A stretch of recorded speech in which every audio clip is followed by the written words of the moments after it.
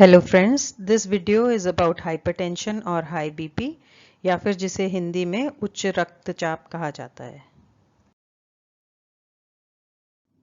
What is blood pressure? It is the pressure of circulating blood on the walls of the blood vessels.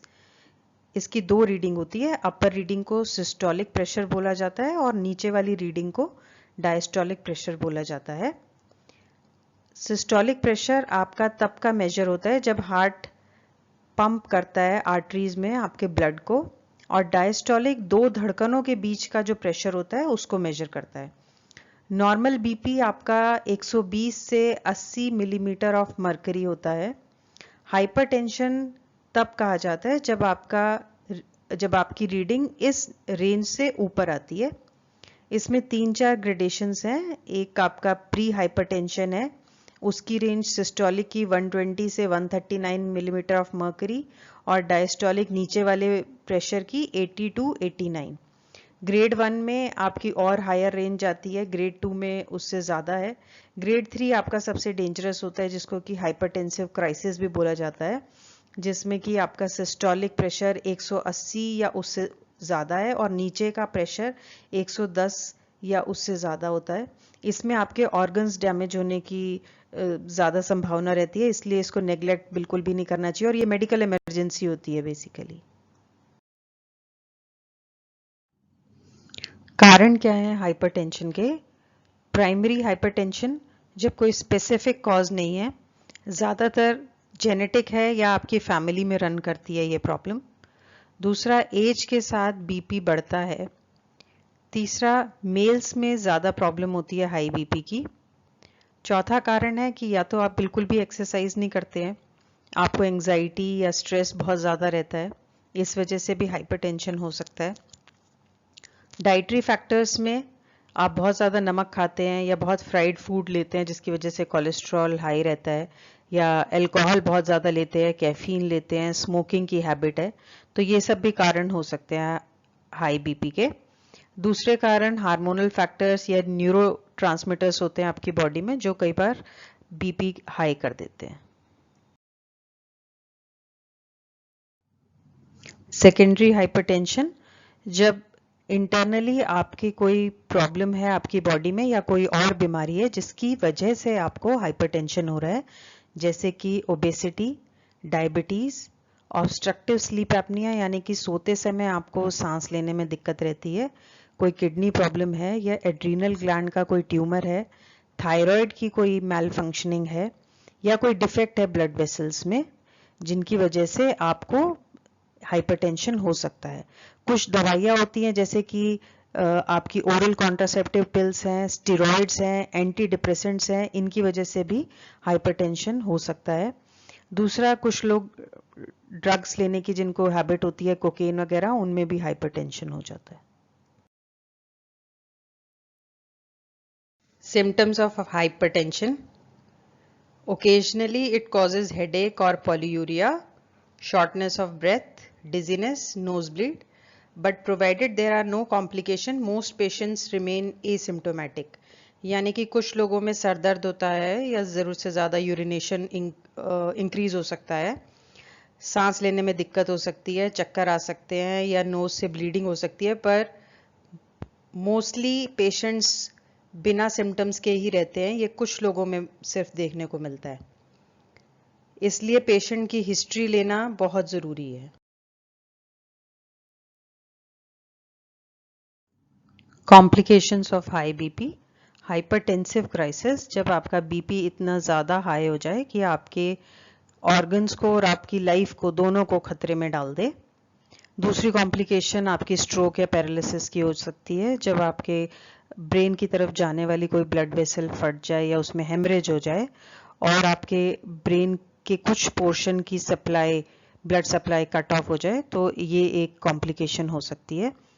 तीसरी complication आपके heart के ऊपर असर पड़ता है, हार्ट अटैक या हार्ट फेलियर इस हाइपरटेंशन की वजह से हो सकता है। चौथी कॉम्प्लिकेशन आपकी आईज पर फर्क पड़ता है, आपके रेटिना की ब्लड वेसल्स डैमेज हो सकती हैं, इसकी वजह से आपके किडनी फेलियर हो सकता है। एक कंडीशन प्रेग्नेंट लेडीज में देखने को मिलती है जिसे कि प्री एक्लेम्पसिया बोला जाता है, जो कि हाई ब्लड प्रेशर की वजह से ही होती है, और ये मदर और बेबी दोनों के लिए लाइफ थ्रेटनिंग सिचुएशन होती है। इन्वेस्टिगेशंस फॉर हाई बीपी, आप यूरिन एनालिसिस के लिए टेस्ट करवा सकते हैं जिसमें कि प्रोटीन या ग्लूकोज डिटेक्ट करना ज़रूरी है, इससे पता चलेगा किडनीज में कोई डैमेज तो नहीं है। प्लाज्मा, यूरिया और क्रिएटिनिन रेशो आप पता कर सकते हैं। चेस्ट एक्सरे करवा सकते हैं जिसमें कि ये पता चलेगा कि हार्ट का साइज तो नहीं बढ़ गया जिसे कार्डियोमेगैली बोला जाता है।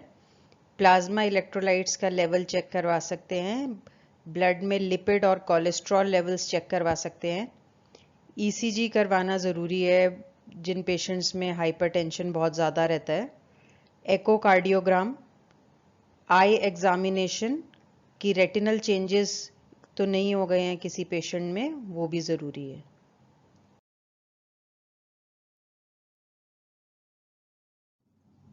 How to manage high BP.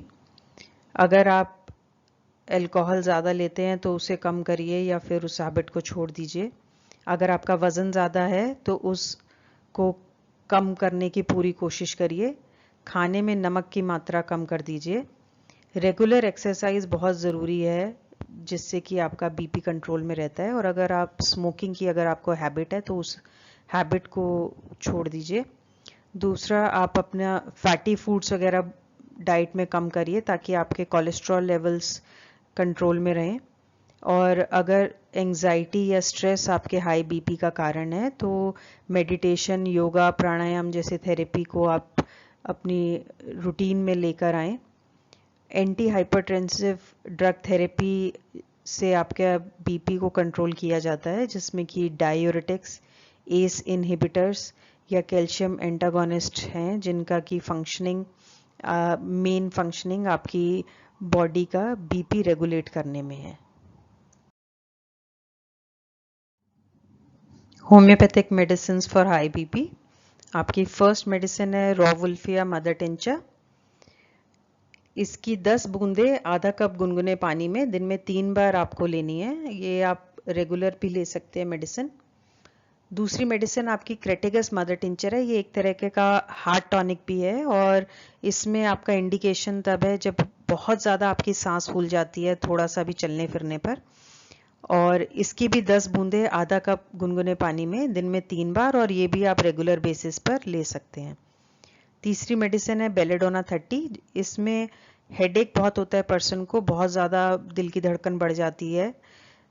अगर इस तरीके के सिम्टम हो तो आप 5 बूंदे आधा कप पानी में दिन में 3 बार ले सकते हैं हफ्ते 10 दिन के लिए, और उसके बाद जैसे ज़रूरत हो वैसे आप ले सकते हैं।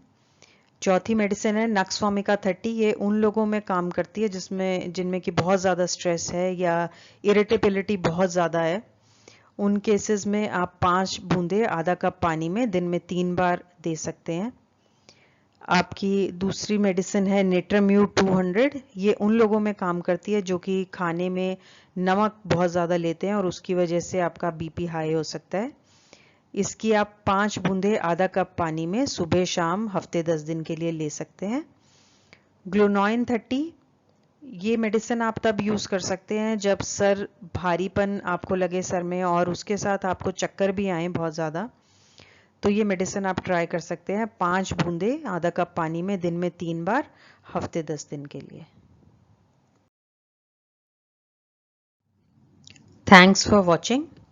Please subscribe to our channel and like and share our videos.